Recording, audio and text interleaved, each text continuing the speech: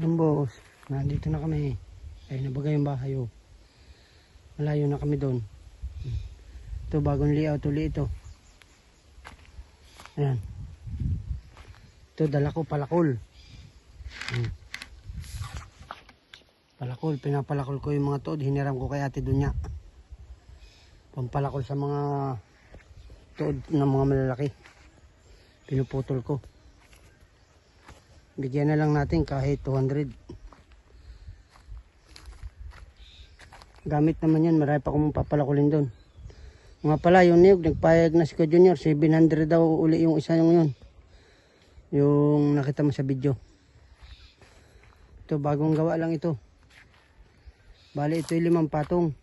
Sabi kaya ubit, 4, ginawan 5. Ay, okay lang naman yun. Ito. O, ayan siya. Ayan, sarado na. Yan, dito yung dati. Pinasarahan ko na yan. Ayun pa. Tapos meron na layout doon uli. Diretso na. Bukas ay maghahakot muna kami lahat ng buhangin. Mga hollow block na yan. Para mabilis ang proseso. Hindi yung hahakot, hahalo. Hahakot, hahalo.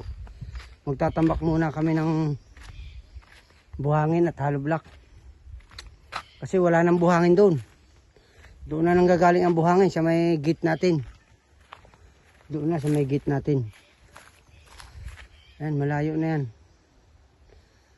Tsaka nadagdagan ito pa napalayo ko muna. Wala nang buhangin doon sa ano. Doon sa may water refilling, naubos na. Ito, graba, malapit lang.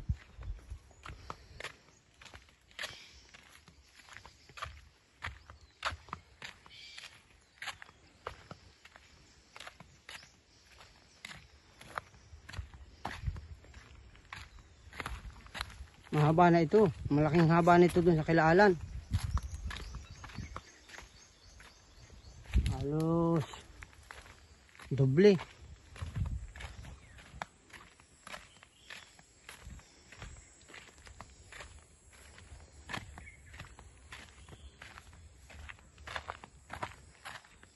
Si Roddy Boy.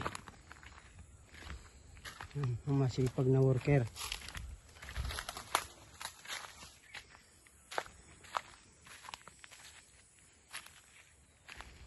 Pag natapos itong diretsyo na ito,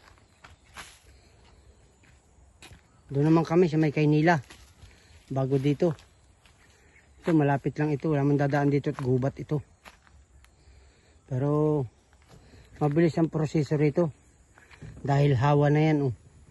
Huhukay ng diretsyo. Tatabasan lang itong gilid. Hukay ng diretsyo. Asintada na. Malapit lang ito. Parang 40 meter lang ito. 10,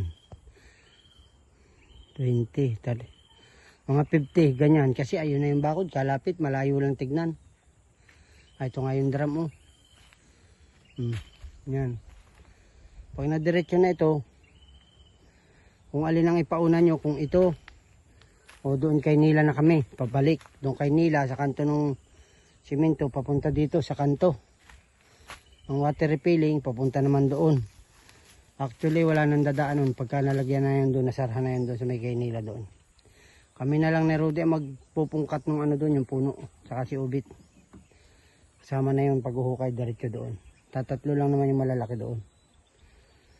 Tatanggalin ko lahat ng bakod ni Nila, aalisin. Puputulin lahat ng kahoy. Babatakan ko ng tansi. Ay yung ating kuralon. Para makuha namin uli yung tamang tuwid ng pag-ita ninyo ni Nila. Para eksakto yung hollow block natin na ilalagay. Ayan. Hanggang dito na lang ang aking video uli.